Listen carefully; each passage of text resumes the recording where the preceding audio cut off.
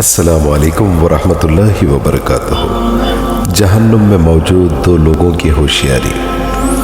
حضرت ابو ہریرہ رضی اللہ تعالیٰ عنہ سے روایت ہے کہ رسول اللہ صلی اللہ علیہ وسلم نے ارشاد فرمایا، جو لوگ دوزخ میں داخل کیے جائیں گے ان میں سے دو آدمیوں کی چیخ و پکار بہت بڑی ہوئی ہوگی۔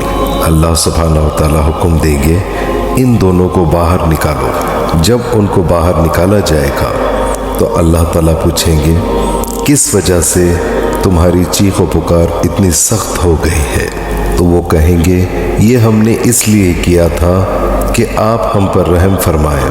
اللہ سبحانہ و تعالیٰ فرمائیں گے، تم دونوں پر میری رحمت یہ ہے کہ تم واپس چلے جاؤ دوزخ میں جہاں پر موجود تھے، وہیں پر اپنے آپ کو گرا دو۔ چنانچہ وہ دونوں چل پڑیں گے، ان میں سے ایک تو خود کو گرا دے گا اور اس پر دوزخ کی آگ کو ٹھنڈا اور سلامتی والا کر دیا جائے گا، مگر دوسرا شخص خود کو نہیں گرائے گا۔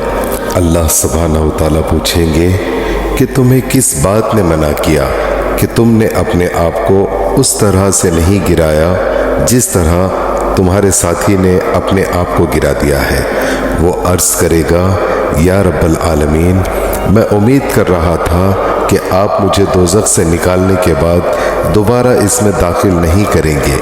اللہ سبحانہ و تعالیٰ اس سے فرمائیں گے، تیرے لیے تیری امید کے مطابق معاملہ کرتے ہیں۔ چنانچہ ان دونوں کو اللہ تعالیٰ کی رحمت کے ساتھ جنت میں داخل کر دیا جائے گا۔ سبحان اللہ۔